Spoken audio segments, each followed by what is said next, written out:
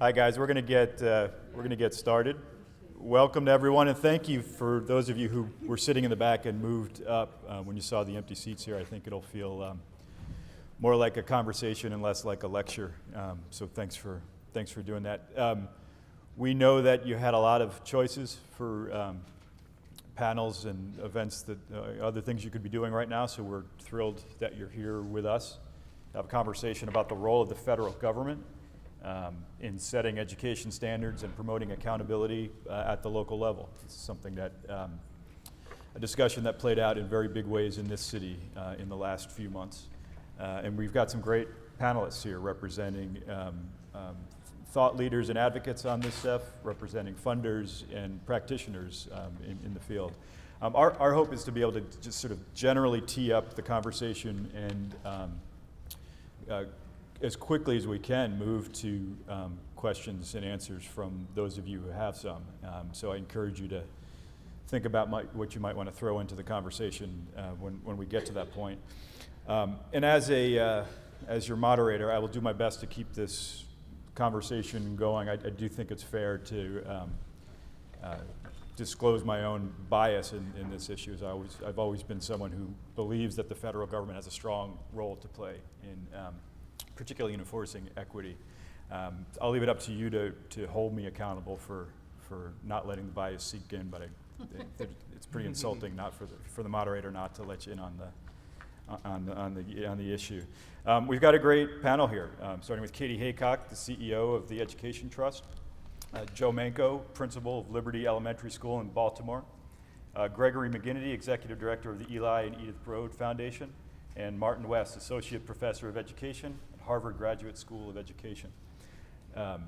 So we're talking about the role of the federal government, which is in the midst of a shift right now from a very identifiable, strong role that we saw with like No Child Left Behind and moving through several presidential administrations to one now where at least the perception is a lot more of the action for making sure that all of the students who we need to be concerned with slipping through the cracks are getting the education that they need and deserve.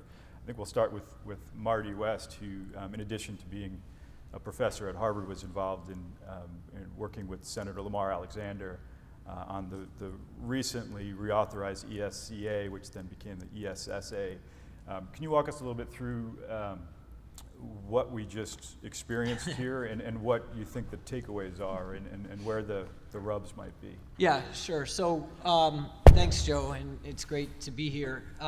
So ESSA is a long and complicated law, more than 1,000 pages, but I think at its core is really an attempt to rebalance the federal role when it comes to school accountability.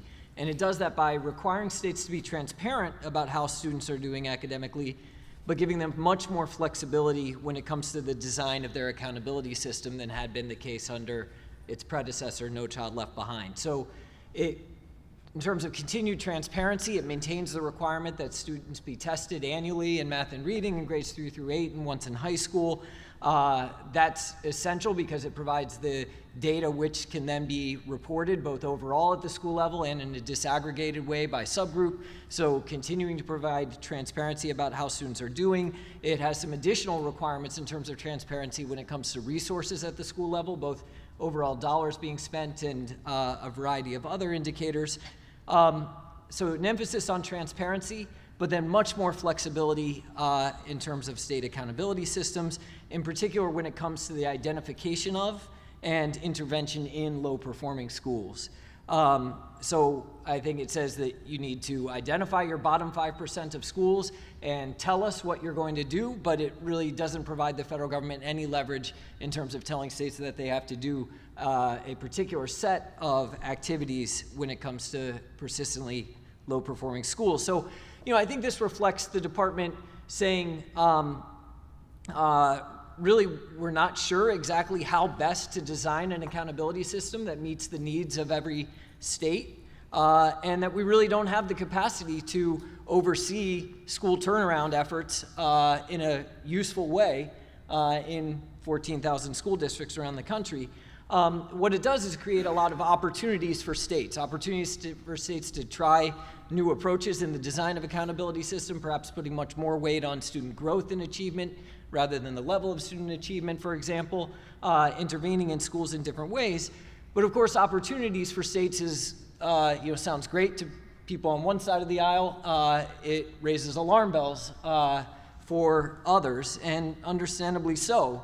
And so, people immediately ask, what about Mississippi? What about California? Whatever state you want to, be suspicious of. And a lot of people are looking back to the pre-No Child Left Behind era and saying, look, states didn't do a great job in the area of accountability before No Child Left Behind. Why should we expect anything different now?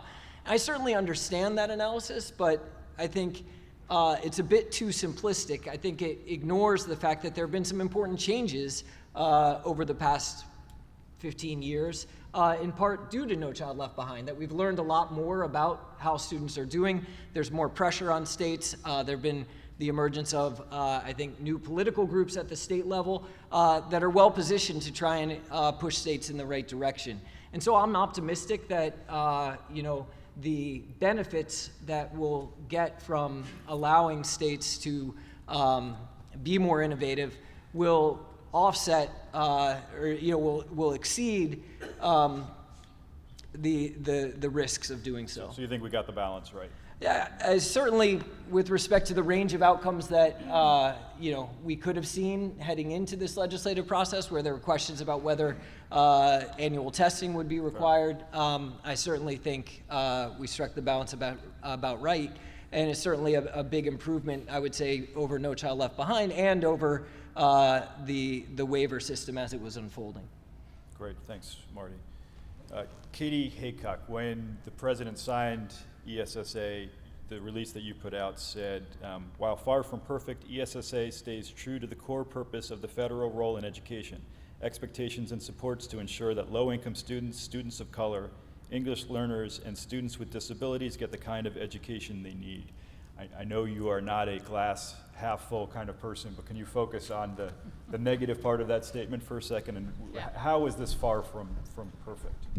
So, needless to say, while I share some of the sentiments that Marty just expressed, I have a slightly different perspective. The federal government's absolutely most important role in education has always been to look out for the kids who are the most likely to get lost in state and local improvement efforts. Low-income kids, kids of color, students with disabilities, English learners. It's done that over time in a variety of ways. First, largely through providing extra resources, but more recently through trying to inject some urgency in how those resources are used to produce stronger gains in student achievement and begin to close these long-standing gaps between groups. So if the test of whether this is a good law is whether it really does effectively have those students backed, I don't think the answer is a positive one. Yes, it is probably better than what we would have gotten 2 years from now, but it's not good enough.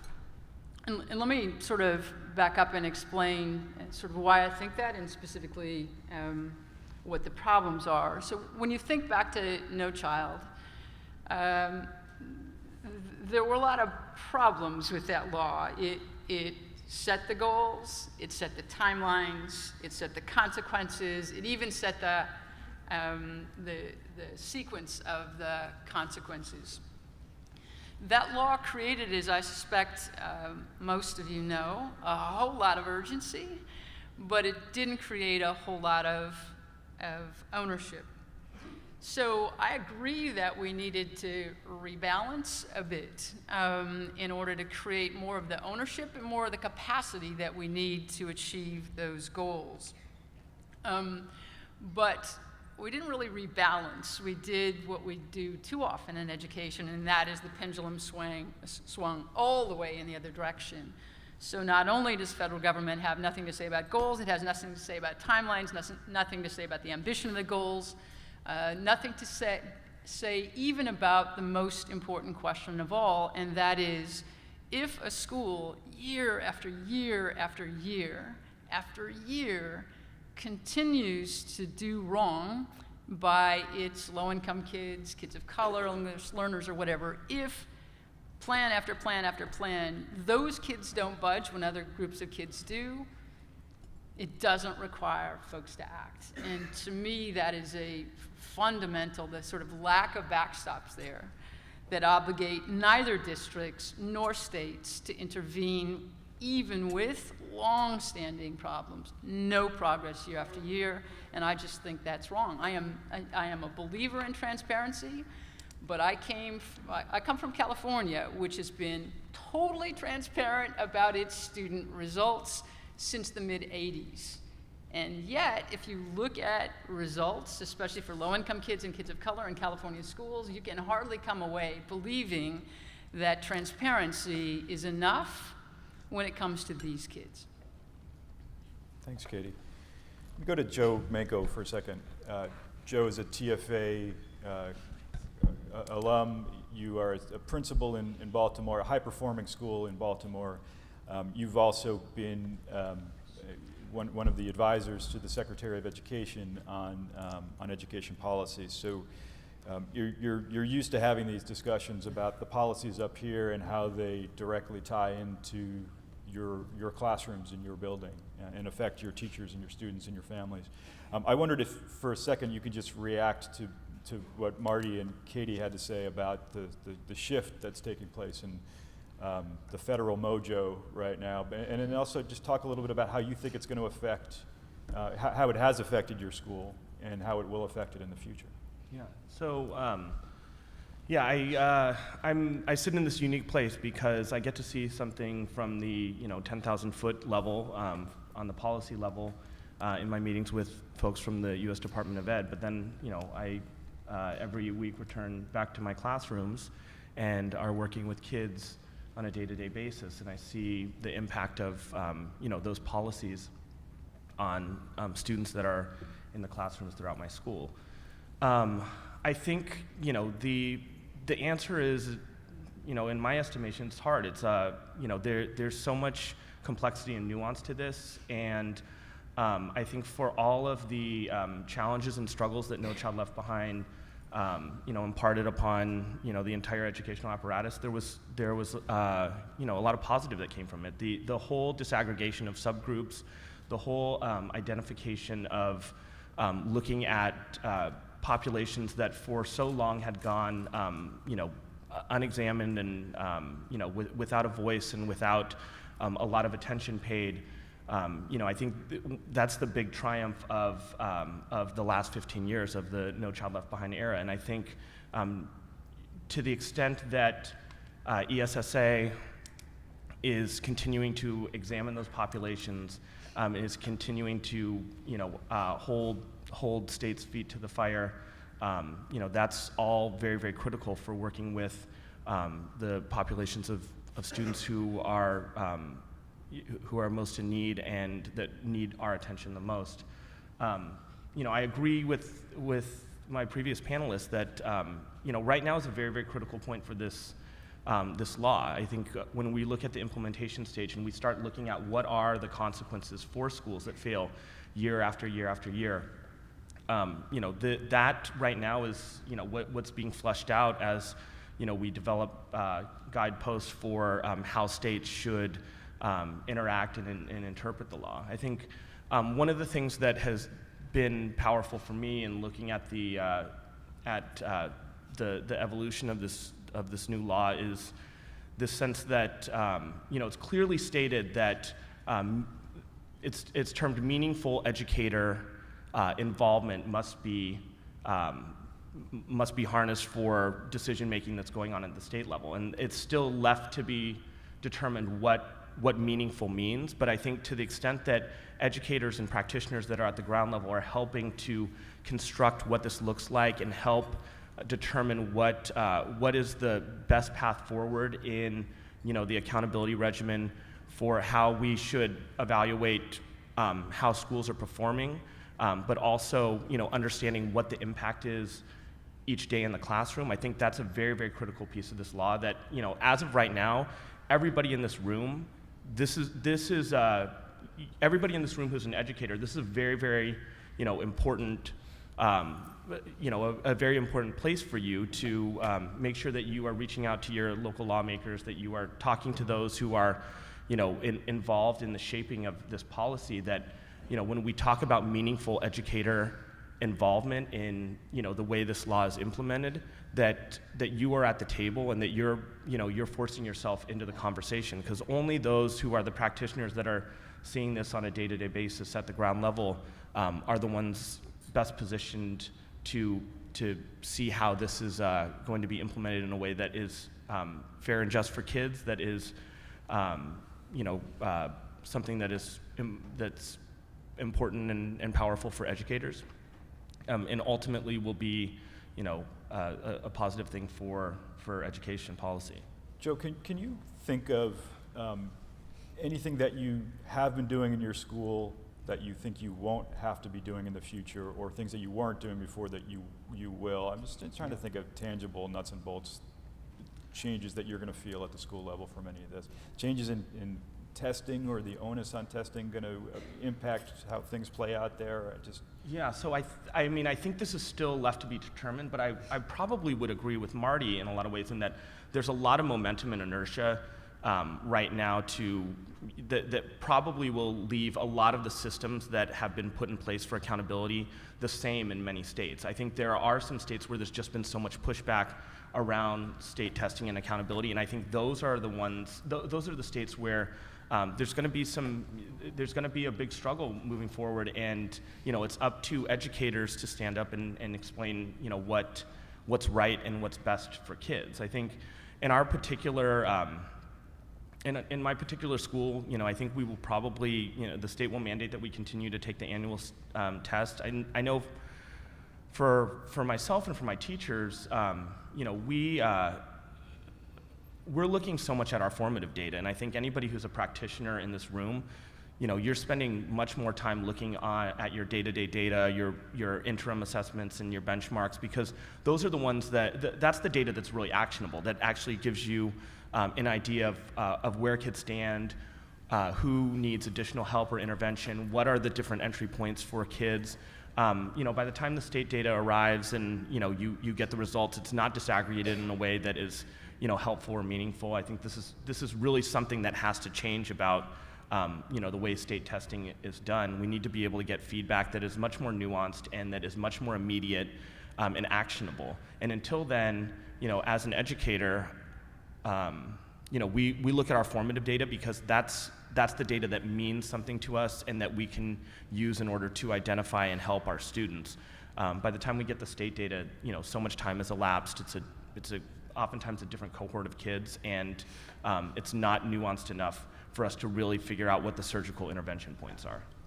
Can I just make a quick point there? I guess when understanding the consequences of the law, I'm less interested in Joe's school, run by a extremely talented principal, and more interested in one where the leadership is not so strong. Great point.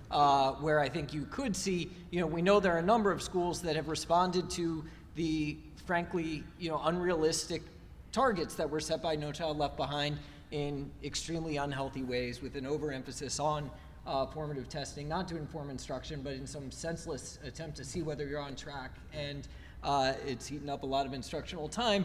And the hope is that the problem's not the end of the year test, which, as Joe says, is not really something of an afterthought, but that it's really the clumsy accountability system that was driving a lot of that behavior. Fair. Gregory McGinty from the Broad Foundation. The foundation's based in LA, but does work all over the country. Like a lot of philanthropies in this education reform space. You're not a foundation that buys library books or does capital campaigns. You're about trying to bring change to public education. Is that fair to categorize it that way? I think so. I hope so. How have you, at the foundation level, viewed the role of the federal government in the past? Did you see it as a lever for making change happen faster around the country? Did you always view it more as a state level play? I mean, how did you intellectually grasp with the federal government's role? Yeah, so I think... And you used to work in the federal government, didn't you? In I did. I worked at the U.S. Department of Education and on Capitol Hill. And I think, you know, the federal government will continue, and the president in particular will continue to play an important role in K-12 education. You think about all of the presidents we've had, and there's always been some significant influence most of them have had over the past, go back 30 years or so. I think for our work at the foundation and the ability to bring about change in districts, you know, we've had the luxury of living on the work that was done with No Child Left Behind for 16 years. Right. It was enormously important, you know, as Katie talked about, the transparency.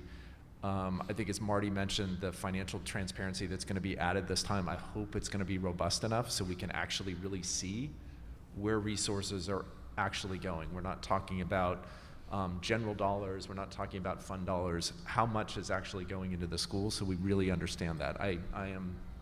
I'm hopeful that too will make as much of a difference as the student achievement data has made before. You know, to me, it's unfortunate for a lot of reasons that No Child Left Behind, and I was in a session earlier today with Representative George Miller, who used to chair the Education Committee. He said that they had a group of advertisement executives or others come in and say, congratulations, you've just created the lowest, worst performing brand in the United States, which is incredibly unfortunate because of the important role it's played mostly in the sense of urgency. I think that it created to really be able to look at the data. And just having data and information isn't enough. But if you don't have that, you can't even really begin to have the conversation around the important things. And I remember an anecdote from about 10 years ago where I was in there was a conversation with a principal who was running, I would say is probably not as good as my colleague here on the panel, who had blamed an outbreak of lice in his school on No Child Left Behind. Yeah, I recall this. How is this possible? I mean, lice, like really? Like there's some bad things with the law. I didn't think it was doing that. So, well, you know, we have to make sure kids are in school because if they're not in school, they're not going to be taking the test, and therefore all the kids with lice have to stay in school, and it's, you know, led to this enormous outbreak.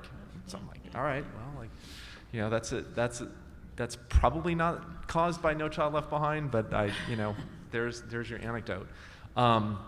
I think the standard setting and the Common Core and the incentives and the work that's been done by, you know, Arnie Duncan and the Department of Education has really been important. Has there been overreach? Have there been decisions that they would probably do differently? I'm sure there are. There always are. But I'm given the sense of urgency that all of you have in your classrooms and that we have about the work that we do every day, and that every day we can lose a child if we're not paying attention to the things, I'm willing to forgive on the sense of urgency that they had in the work that they did. And I think, you know, my big concern about where the next step goes with this particular law, which my hope is we'll be able to change sooner than 16 years because it will probably need some tweaks, but we weren't able to do that this last time around, is it's going to be heavily dependent on the capacity of state departments of education to think differently and think smarter about what those accountability systems will look like. And I think the role that all of you in this room can play as voices of teachers and potentially former teachers in how those accountability measures get shaped, I think is going to be really, really important. Because the apparatus of the sclerotic bureaucracies that we have in education will always push away from making things transparent and helpful to parents and useful to teachers, because the system itself does not want to be held accountable when children are failed. And so making sure, as Marty said, and I think it's a fair point, that we're in a different circumstance today than we were 16 years ago. There are a lot more education advocacy and reform organizations in your states and in your communities today than there were 15, 16 years ago, and that's a great thing. But becoming engaged with those organizations and engaging in the conversations that will go on at the state level over the next 2 years is going to be really, really important, because how those systems get set up is going to matter in how teachers and principals do their work every day in the classroom. Great. I want to know for the record, it only took 23 minutes for the word overreach to enter into our conversation. So I thank the panelists for their restraint. Was there a filibuster going on? Is that what? Yeah, I wonder, Joe, if I could please pick up on Gregory's And last. I'd like Joe to follow also too, just as a principal. Yeah. Rather than focusing on the imperfections of the law, it may be most useful here to really focus on what are the opportunities for you to influence what goes on, and what are the questions that states are going to have to wrestle with. Because as Joe said, this is a really important opportunity for equity-minded educators to kind of step in and try to help answer these questions. So question number one that many states will be wrestling with very quickly is indicators, right? So this law invites the inclusion of more than test scores and participation rates and high school graduation rates in the accountability equation. But what else should go on? What else is important? And how many indicators do you actually want to be held accountable for? What are the risks in having too many? Does the focus on academic outcomes, college readiness, and so on get diluted? So there's a whole set of questions around indicators that are really, really important. What ought to go in the equation versus what ought to be produced over on some dashboard that doesn't actually get counted in the rating. The second one is, what kind of goals should we set? So each state has to set improvement goals in terms of proficiency and or growth for its kids. How that question is answered, how those goals are set, will be hugely important in determining sort of what constitutes good enough performance and what doesn't. You know, one of the things that we hear people say constantly is what we should be aiming at is a year's worth of growth for every child. But if a certain set of kids has entered school 2 years behind, what does that mean for them? So thinking hard about the implications of the goals and there's some sort of vaguish language in there that suggests that groups of kids that are further behind need to make more progress, but what actually does that mean? Because the last time states made this decision, their definition of adequate progress was, in several cases, not falling backward very far. So how that question is answered is really important. Third set of question is, okay, so a school doesn't meet its progress targets, what should happen? What supports should that trigger, either for kids or for educators? What does research and evidence tell us about what's going to be really effective in moving the needle for English learners, for example, and what's not? So at least those three sets of questions are really important, again, for equity-minded educators to jump in, because there's a whole lot of other people who are going to create answers to these questions that are mostly about preserving things as they are. So you've got an important, I would say, not just opportunity, but obligation, if you care about keeping urgency and also building ownership and capacity, that I hope you'll step into. Along the same lines of the sort of practical things to watch for, Katie and anybody else on the panel, can you think of things that we should be watching for in terms of warning signs that things are going south in ways that we don't want them to, where states and districts are running far from real accountability here? What should we be on the lookout for as people who are close with this work on a regular basis? So I'll just flag a couple. A couple were implicit in what I just said. too many indicators. I mean, one of the things that we've learned from lots of previous efforts, even on the higher ed side, if you're accountable for too many things, nothing actually gets serious attention. So thinking about how to maintain the focus on the things that matter most to kids in their future, and not to get distracted by efforts to include, how many band teachers do you have, or which, believe me, some people are already gearing up to try to put into the accountability system. So that's certainly one. Second is there will very definitely be efforts to set goals as equal progress for all groups of kids. That means that kids who come in behind at entry will leave behind. And you have to ask yourself the question, is that actually why I got into education? Is that good enough for me? So those are certainly two examples. The third one probably is around backstops. If a school continues to do poorly for any group of children, should there be a limit to how many years you can do that without some sort of external intervention? And if so, what does that look like?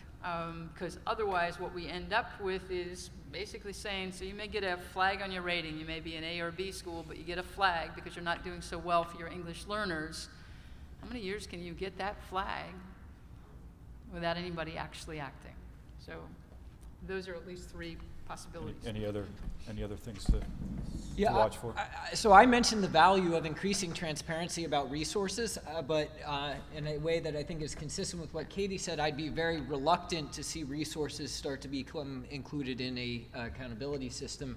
The great value of the rise of test-based accountability was that we were paying attention to the results we were getting and not just the resources that we were using. So I like transparency about that. But wouldn't want to see that be a way to excuse underperformance just because you're spending a lot to perform poorly. I think just generally, while I agree with Katie that the law does not provide a lot of prescription at all when it comes to interventions in persistently low-performing schools, states do have to go on the record and say what it is that they're doing. And that's exactly where this opportunity to influence that process has. So there's transparency about what they're at least saying they're going to do as well. And in particular, they need to justify that what they're doing in terms of interventions in persistently low-performing schools are evidence-based. And so I think there's an opportunity there to push them to justify their decisions. The department has very limited leverage actually to do that, but the public doesn't. So, yeah, just one slight difference here. I absolutely agree as regards bottom performing schools, but most low-income kids, kids of color, English learners, kids with disabilities do not attend those schools. The bottom 5%, sure. And states are not under a federal obligation to be clear about what they're going to do about continued low performance in the rest of those schools. They can, and I would encourage you to weigh in on that, but they don't have to. Is that right? I mean, I would say, and I brought up this point before, but I think it's super critical, especially for the people in this room. Like, I really feel one of the early metrics on whether this law is going to be successful or not is going to be the level of engagement by educators on the front end. That line in the law about meaningful educator engagement, what does that mean? Does that mean these are the implementations being constructed at the State Department of Education, and you're getting a handful of educators to sign off on it on the back end, or are educators really working to develop the implementation strategies and identify what this looks like at the state level? And the folks in this room, you all are very critical in this, and Teach for America has played a very, very critical role in this through the work with Lee, through the advocacy of organizations like EdTrust, New Leaders for New Schools. A lot of these advocacy groups that have grown, really have developed over the last 15 or 20 years, in large part because of some of the leadership of Teach for America and individuals within the organization. I think those are going to be very, very key players in how this policy gets implemented and interpreted at the state level. So everybody who's in this room who is a Teach Plus fellow, or with leading educators, or any of these advocacy organizations, and if you're not, make sure that you take, it's our responsibility as champions of equity and champions of children to make sure that we are making our voice heard, especially at this very, very pivotal point when the law dictates that educators need to be included and need to be providing input, that our voices are not silenced in this, and we are really helping to construct an implementation strategy that is working in the best interests of the kids that we work with every day. Gregory, do you want to jump in on this one? The only thing I'll say is, part of what I think I would agree with what my colleagues have said. I think the only thing I would say too is that part of what my hope is that in some ways we can change the conversation, because a lot of what we've had to address is chronic failure in the system, and there's a lot of reasons for that, because too many of our kids have been in situations that they can't get out of, that they're trapped in, that will reduce the opportunities they have over a lifetime. But to me, sort of, if we can figure out a way at the state level in the context of what's happening, to think about how do we replicate greatness? How do we find the great things that are going on with schools that are doing great things with kids in poverty? And they're everywhere. They're in all of our communities. And we rarely ask the question, sort of, as Ernie Banks used to, can we play two? Can we have a second one?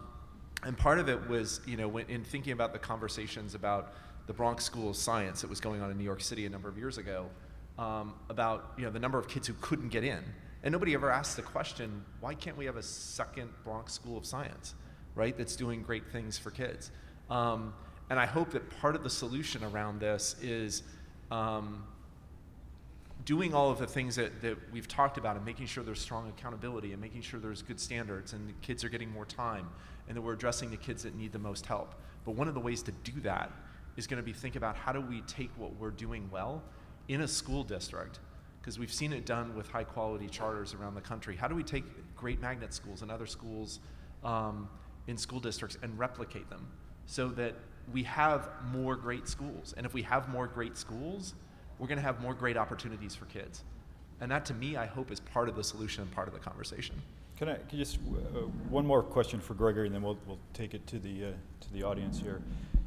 You got at the Broad Foundation, you work with a lot of individual state chiefs and superintendents over time, and it seems like the savvier ones in the last decade have figured out ways to use the boogeyman of the federal government as a way to get the bureaucracy to move in ways that they wouldn't. To say, look, the federal government is making us do this.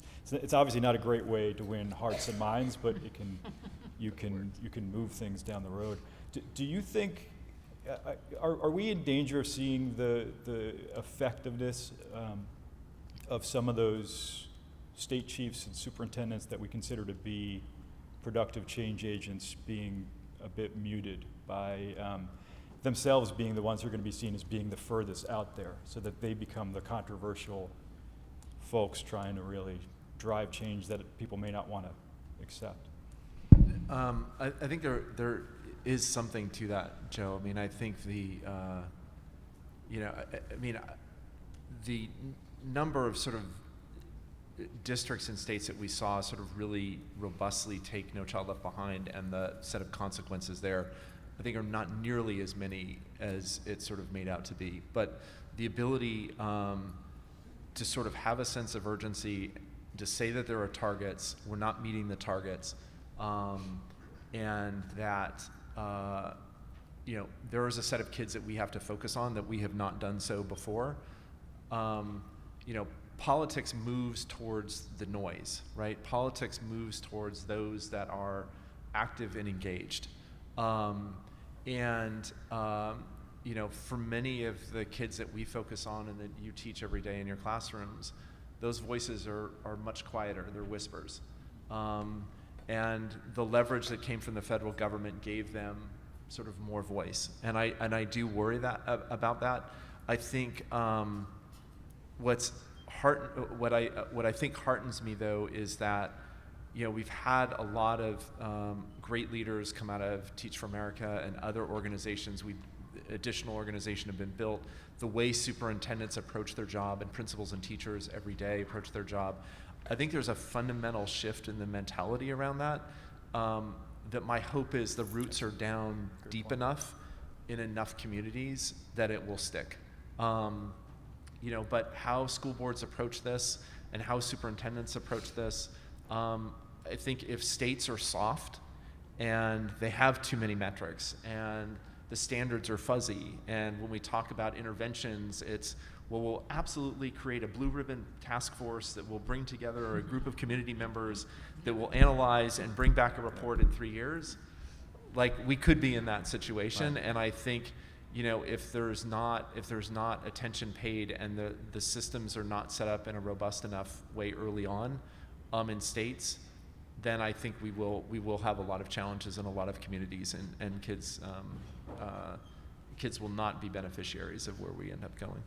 It does seem that leverage from the federal government to sort of be the conscience that's hanging over all this, it's got to be replicated someplace else, and it's going to be all of us. I really appreciate the way you've been teeing up ways that mere mortals can think about holding ourselves accountable in our communities for making sure nobody's slipping through the cracks. Can we go and see if anybody's got any question for any of the panelists, or any teachers in particular that have points they wish to make? We will accept semi-questions and more in the form of comments, just for the sake of it here. Yep, go to the microphone there, that'd be great.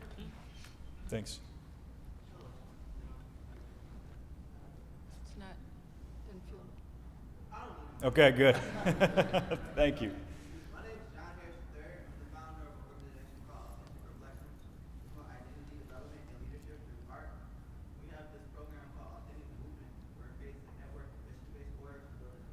Disadvantaged communities through art, entrepreneurship, community education.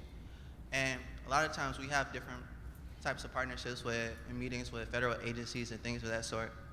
And when it comes to the holistic development of the child, we like to focus on Maslow's hierarchy of needs, and especially at the bottom few levels, because if you can't reach those levels with the student, you can never expect them to actualize themselves. So we start with something really simple: food, water, shelter, love. And the federal government is responsible for all of these different aspects of the development of our communities, from HUD, which is housing, urban development, and then you have all these different agencies that are responsible for food, education. A lot of them do similar things, the same things, but don't really communicate with each other too often. So what I would want to know is, how can we create an education system that is able to have these agencies collaborate with one another so that we can make sure that the entire needs of communities are met, so that we can develop generations of talent and stop falling behind other countries? Great question. Anybody want to tackle?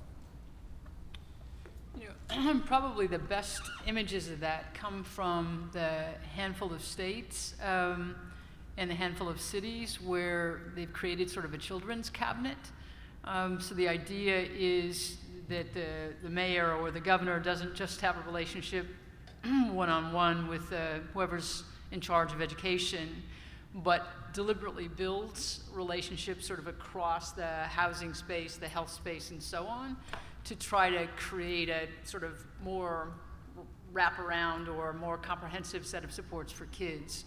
We're not doing as much of that these days as we did about 10 years ago, but some of those images from Jim Hunt's time in North Carolina, from some of the cities where mayors have put those things into place, probably give the best image that I certainly know about of what you're talking about. I think we saw examples with the Promise Zone idea, building off of Jeffrey Canada's great work in the Harlem Children's Zone, is another way. I think the challenge is that there's just a complete lack of any kind of incentive for bureaucracies to work together. And it goes building off of Katie's point, it really takes the leadership of governors or mayors or political leaders to sort of force the heads of agencies together. I think there's been good examples of sort of healthcare clinics and other things with schools not nearly enough to address the issues that children have. But there's clearly more to be done. But I think in the end, it really comes down to sort of that local leadership and putting that on the agenda to have the political head that can drive change to bang the heads of the bureaucracies together, because it's incredibly challenging to bring those together. And the cabinets at both the governor level and the mayor's level have been good leverage points. Yeah, I was also going to mention in ESSA, there's an expansion of the promise zone concept. So it's something that and it's still not being done at the scale that I think is going to make the meaningful change that we all want. But I think to the extent that this is something that the department is acknowledging as an important pilot, and we want to try to expand this and see how it works and how it operates. I think that's very, very critical. But I think it's also important just to acknowledge that there's so many things that are missing, right? I mean, those of you who are in this room that are working with kids every day, we unfortunately are in this place where we've ceded so much ground, and even the conversation up here is, more or less, if we boiled it down, we would be talking about math and reading scores and student growth year over year. And what we're missing is there's so much more to kids, right? There's all of these recent studies around all the soft skills, the grittiness, the determination,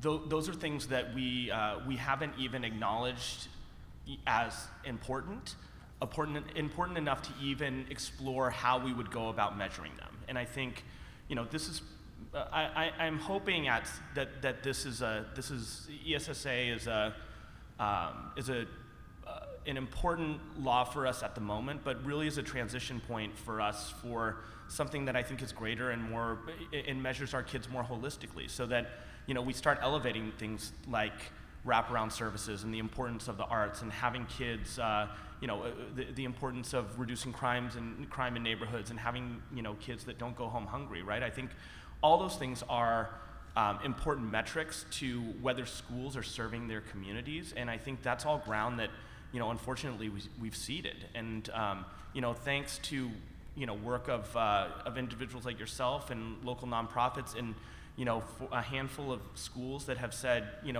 despite all of the focus on test scores and on metrics, there are things that are important to us, and because of that, we're going to put some of our extra time and energy into providing robotics activities for kids, or having music courses, or having after-school programming. Not because that's going to help us on our test scores, but because it's the right thing to do for children. And those are unfortunately conversations right now that we have to have, and decisions we have to make at the local level, because the incentive structure for really empowering and valuing those things has not been put in place. But I hope that in the second or third iteration, or the fourth iteration, somewhere along the line, those things start being valued a lot more, because I think everybody in this room acknowledges how important that is for the kids that we work with. So there's nothing worse than a panel where everyone feels obligated to respond. But I do want to say something very quickly, which is, I was struck by your comment that it's a federal responsibility to oversee the development of every child in all of these areas. Because setting aside the normative question of whether that it should or should not be a federal or a state or a family responsibility, we don't administer and fund our programs as if it were a federal responsibility. So we have to keep in mind that the federal government pays less than 10 cents on the dollar when it comes to K-12 education, a bit more in some of the other areas you referred to, a bit less in others. So I don't think we can think about the federal government being the place to look for the solution to the problem you're talking about. So then what can the federal government do? Well, maybe it can incentivize creative thinking at the local level about breaking down these barriers between different agencies. So that's what the Promise Neighborhoods Competitive Grant Program is meant to do. It's saying we're going to encourage you to try and put together these more holistic approaches to looking at youth development, and we'll give you some funding to do that and hopefully provide a model for other places to do the same type of thing. I'm sure we could think much more expansively about the way in which the federal government could use its leverage, but I don't think right now we're not in a position to talk about a federal solution to the very good problem that you identified. Thank you. We've got a good line forming by the microphone, so why don't we go to the... Good afternoon. My name is Jody Allenby. I am a Baltimore alum, currently 4th grade curriculum designer and teacher, and also HGSE alum as well. My question, yeah, professor. My question is directed mostly towards Ms. Haycock. Thank you for being here. You had said that one of the questions that we should be asking as educators is what indicators should be included in the accountability equation. Yes. But then you also said that one of the warning signs would be too many indicators. And as Principal Menko and this gentleman were just saying, we want to really be including the whole child in the various iterations of ESSA. However, if we're thinking of too many indicators being a problem, how do we start to account for that? Or who are the conversations, should we be having the conversations with about which indicators should be included if we are not trying to be divisive and coming to terms with having rubrics and measurements and standards for arts and for community engagement without being overwhelmed with accountability systems? Like, who do we start having those conversations with? Yep. So the decider of the ultimate answer to this question will be the state. In some cases, that responsibility for designing or for approving accountability systems rests with the legislature, and other places with the state board or the state chief. But that conversation will undoubtedly occur at the state level. So you'll want to get active in that conversation. Now, the timeline for this, just to give folks who are interested a clue, ordinarily if things sort of played out in a linear way, folks would wait till the federal government issues its regulations, which kind of explain what the requirements will be in more detail than the law itself does, which is likely to be around November of this year, and then sort of launch a decision-making process in the state. My hunch, because we're already beginning to see it, that states are actually starting ahead of that. So whether that's hearings that the state board is convening, advisory groups that the state commissioner is creating, or getting involved with one of the many advocacy organizations. You know, Marty rightfully pointed out that there are sort of more organizations sort of working on these issues at the state level than ever before, and that includes not just sort of ed reform state level organizations, of which you know many, but more teacher voice organizations, and very, very much more activity on the part of civil rights organizations as well. So getting involved either just individually or as a part of one of those is probably your best way to have your voice heard. Thank you. Great question and answer. Thanks. You, sir. Hi, good morning. My name is Josh Klaris. I'm a 91 core. I'm Marty. HGSE alum. Yeah. And hi, Joe. I was also a resident principal at the Department of Education for the past. So having experience at the federal government and also as a teacher and a principal in a district public school in New York City and a charter school in New York City, I think two things come to mind for me. And one is a comment for you guys to respond to, but a question that follows it. Number one, federal law that seems to put faith in state departments to enact any type of positive learning outcomes for students seems to be naive at best and dangerous at worst, particularly if we think about our most vulnerable students.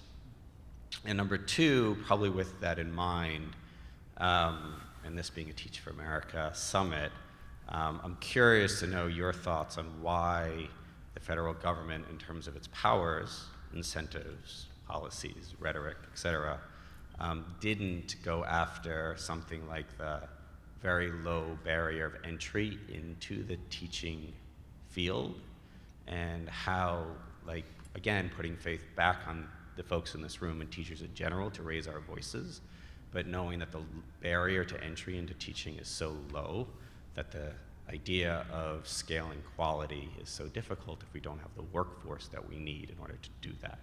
So I'd love to hear your thoughts on that.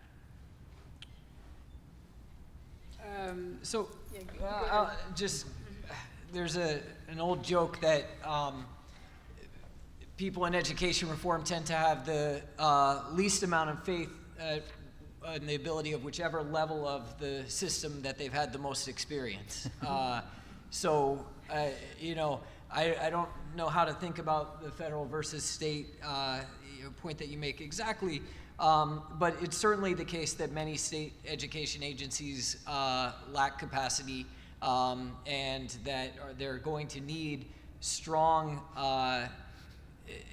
guidance and technical assistance from the department, which I think the department actually has the ability to provide under this law. It just can't provide it in a binding way, or a way that makes the range of options available to states appear to be an exhaustive list. And so I think there are opportunities for the department to structure the activity of states in constructive ways without exceeding the restrictions on its authority that really are in the law. I mean, on barriers to entry into teaching, I just think the political capital is just not there to get involved in those decisions.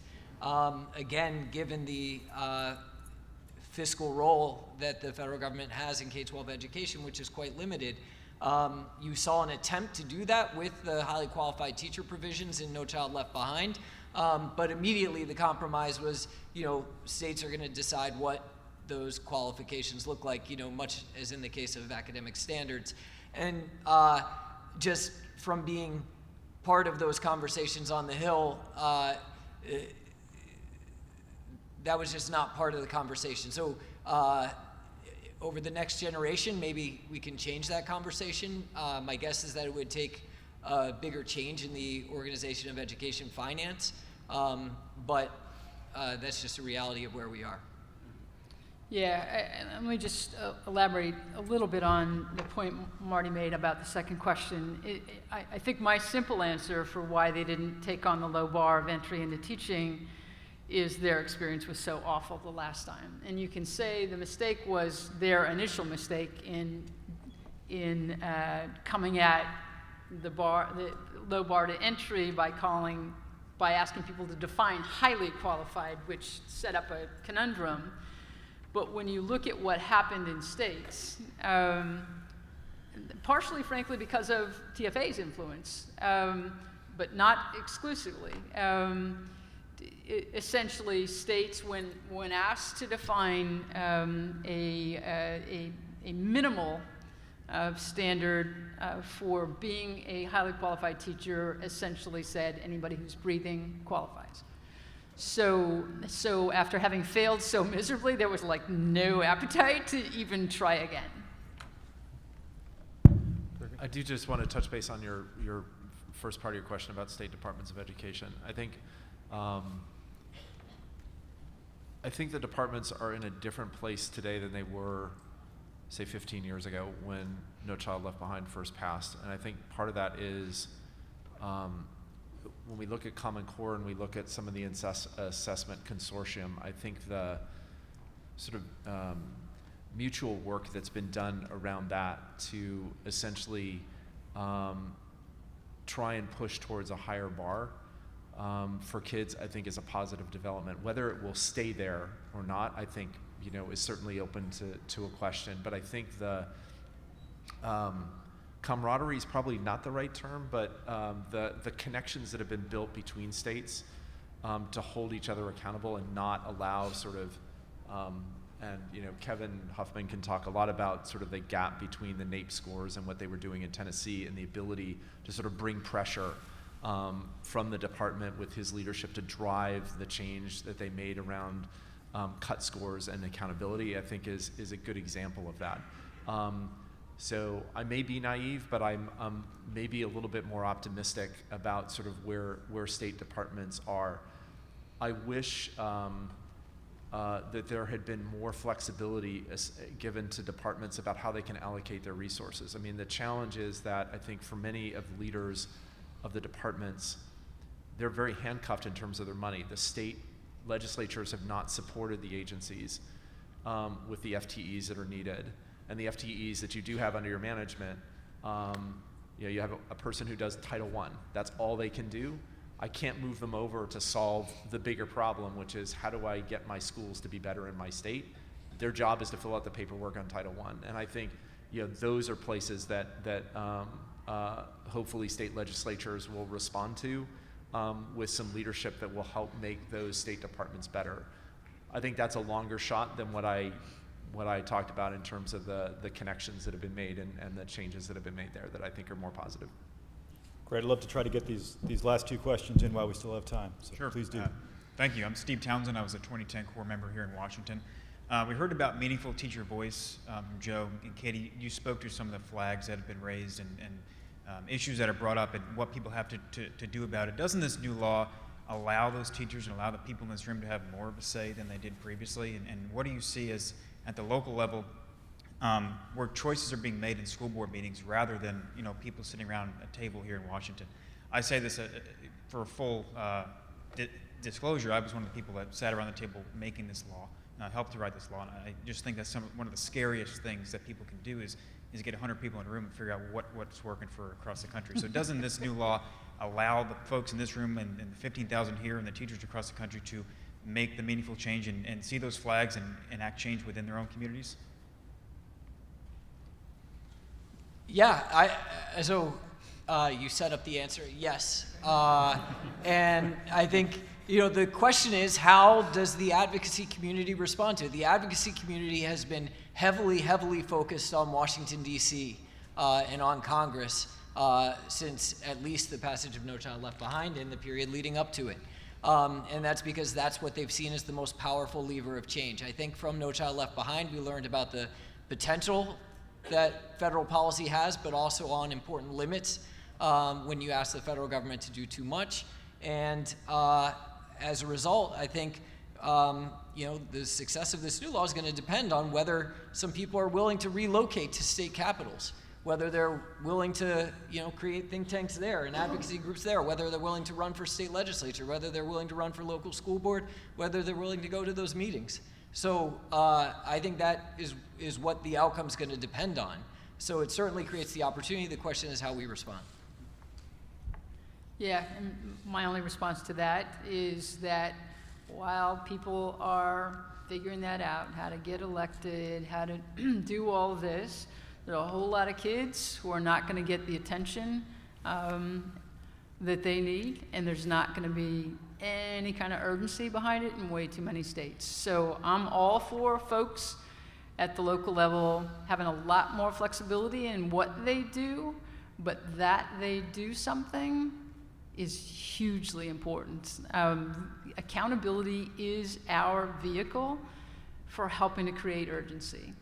And as Dr. King reminded us, right, there's a fierce urgency of now for these kids. This is not a time, he said, for cooling out period. This is not a time where we can afford the luxury of gradualism. Yet in virtually every state in the country, there's a, whoa, okay, fine, now we're not under that pressure to improve results for these kids anymore, and that's what a lot of us are worried about. Let's go to your question, ma'am. Hello, hi, my name is Shar Mosley. I'm a 2005 alum, Los Angeles Core.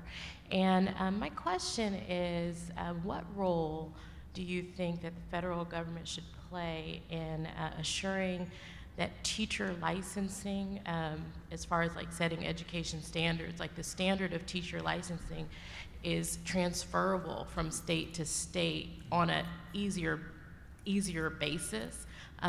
For example, people with PhDs in education, they might go from Harvard to work at Cornell, different state, or maybe go to Stanford, and it's very transferable. But as a teacher, if you're working in California, you move to Virginia or somewhere else, it's much more difficult to have that your teaching license transfer over. So is that a discussion? Is that something that has been discussed as perhaps something that can be changed, where teachers are able to, and I also have another friend who's leaving the DC area, moving to Maryland, and she's gonna have to, apply for licensure in Maryland. So what are we doing in terms of helping teachers to be able to be more mobile in their career? So it's really interesting that you bring up this question, because we literally had a meeting at 11 o'clock yesterday with senior officials from the department, and this exact comment came up, and we kind of flushed it around, and we're talking about the importance of this. And I guess the response from the federal side is this is actually something that they tried to push through with lawmakers, to have more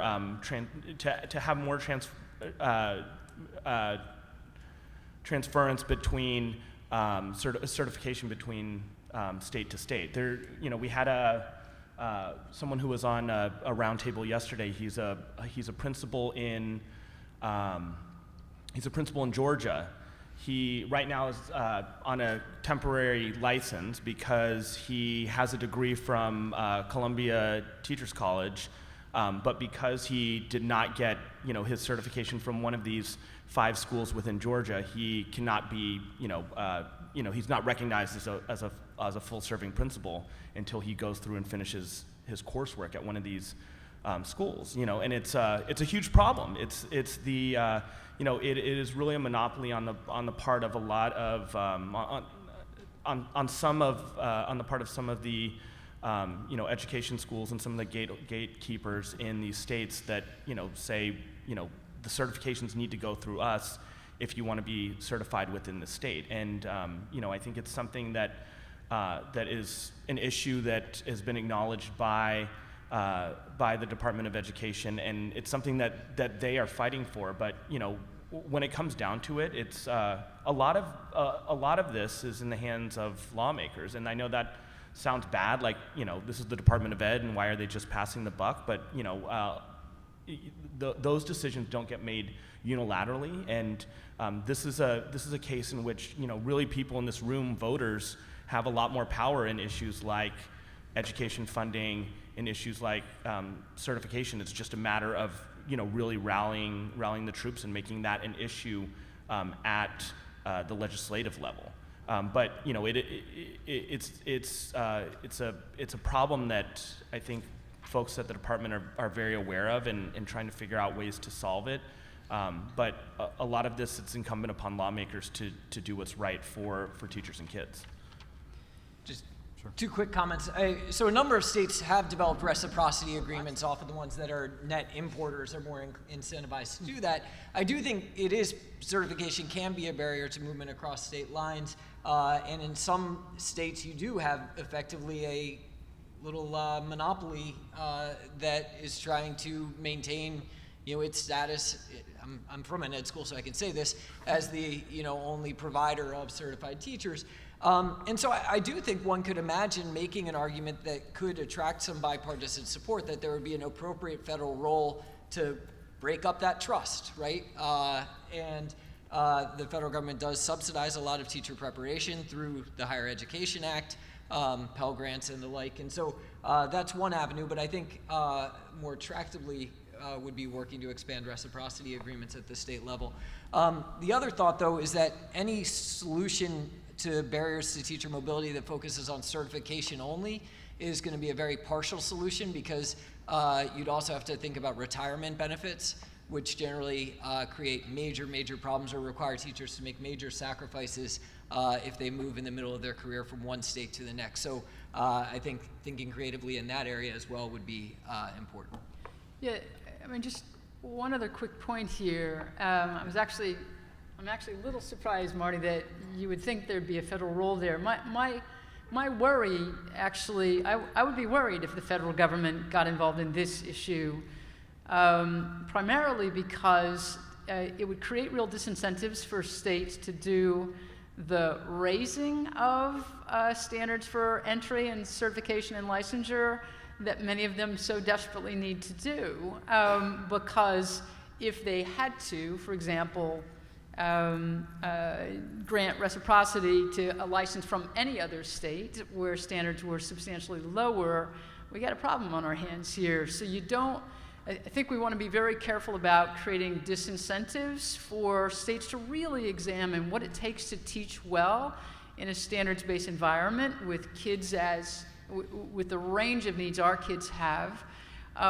We don't want people to back away from being honest about that and upping their requirements because there's this backdoor created. So I think this is an issue we need to be careful of, even though I acknowledge that many of the differences among states are not about rigor. Some are, some aren't.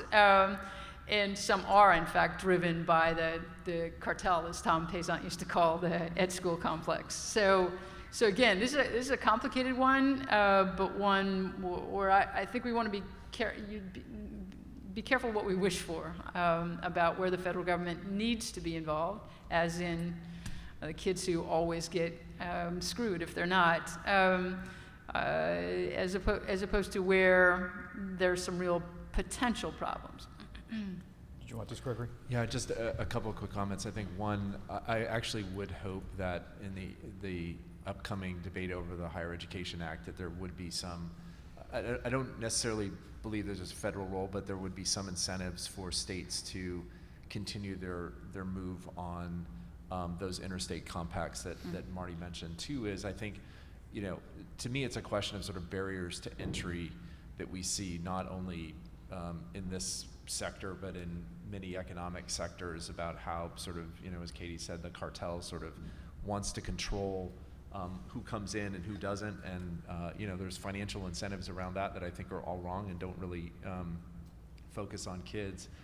And I think third, I would probably feel maybe more as Katie does, and maybe we disagree, which we don't often do, but that if I had a lot more confidence in the current certification as being meaningful for what it meant to teach in the classroom, I think part of what we may have with the benefit of Common Core and the assessment consortium is being able to compare and think about the performance of folks across states. May give us a way to have a different conversation about people that are very good in this profession should have a lot more say in how they can move and where they can move. But that's probably a conversation for 3 or 5 years down the road.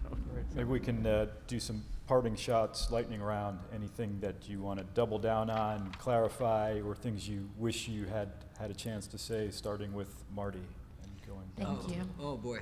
I think the only thing I'd say, just going back to the general issue of the extent to which we've now put trust in states and whether we've learned the right lessons from the No Child Left Behind experience. I'm someone who has been a defender of No Child Left Behind for the reasons that have been raised on the panel, for the contributions that it's made, and in particular that it by requiring a number of states that hadn't put accountability systems in place to do so for the first time, it really did improve outcomes for some students. But especially in the later years of the law, I think there were also costs of imposing a one-size-fits-all approach that prevented many states from innovating with respect to the design of their accountability systems in ways that we would have much more information and I think also better outcomes. And so I think we need to balance those two considerations, and I think this law is an attempt to do so. And had it become more prescriptive, I think one of the things I took away from my experience on the Hill was that when Congress says it's going to pass a law to last for 4 years or 5 years, that it may be there for a decade, 2 decades. And so you got to be very careful about what you prescribe in federal statute. And so I think the folks who worked on this law did a pretty good job of finding the right balance. Good. Thank you, Katie. Well, whether they found the right balance or not, it is what it is. And yet, whether this in the end puts wind behind your sails, whether you're a teacher or a school leader or somebody working with educators in some other capacity, will depend on a whole lot of decisions that will be made in your state by state leaders over the next 18 to 24 months. So I would strongly encourage all of you to get involved in those conversations, to bring the wisdom that you've accumulated, both about interventions and practices and what needs to happen when kids are struggling, what kinds of supports in particular teachers need, but also about the importance of there being an honest demand for progress. Thank you. Joe? I really want to just reiterate what Katie just said, because I think, this is something that is required in the law, and, meaningful educator interaction and involvement. That is the role and expectation of people that are in this room. And, whether it's one person calling up their congressperson or talking to their local school board or, working with one of the advocacy groups, there are vehicles in which you can make your voice heard, and it's incumbent upon you to make your voice heard. I also think a lot about the history of this law, and this is if you track this all the way back to the origins, the Elementary and Secondary Education Act. This is a civil rights era law, and the role of the federal government is to protect and to support those students who are the most disadvantaged, the ones that that often get brushed over. And the great power of the people in this room is, everybody in this room has had their lives touched by a child that has probably been brushed over, and everybody in this room advocates and works every day for kids so that they don't get ignored, and that our most disadvantaged students have a chance and have an opportunity for greatness. So, to the extent that you are working day to day in your classroom to make that happen, thank you. And in this very, very critical point of implementation, to the extent that you can amplify your voice and make your voice heard to policymakers and people who are figuring out what this law means and how it gets implemented, please do so. You are the most important voices in the room, because you are the practitioners that are working with our kids on a day-to-day basis, and take that responsibility to heart, and make sure that you are that you're doing what's right and what's best for our kids. Thank you. Final word, Gregory McGinty. I don't know that I have anything more profound to say than what my colleagues have already said. I think the federal government's going to continue to play an important role. Who gets elected this year will matter, and it will matter in ways that we don't know right now. They could matter a lot worse in some ways, but we'll leave that for a different panel. The second thing I would say is, given my experience on Capitol Hill and in advocacy for the last, several years, many years, is the voice of the teacher with policymakers in particular is incredibly powerful. There isn't anyone other than potentially, the only other group I've seen that's stronger than teachers every day are moms with children with special needs. Those are you guys and those moms are the most powerful voices we have in the field every day. And the work that groups like Educators for Excellence and others did in and around the elementary and secondary reauthorization was critically important. I think the accountability in some of the other provisions could have been a lot worse because of the political pressures on Capitol Hill, but for the work of the many organizations, including Katie's. And so always remember that your voice, even if you're a former teacher, will be incredibly important with that group of folks in your communities. Great. Thank you all for being here. Can you join me in thanking the panel for their work?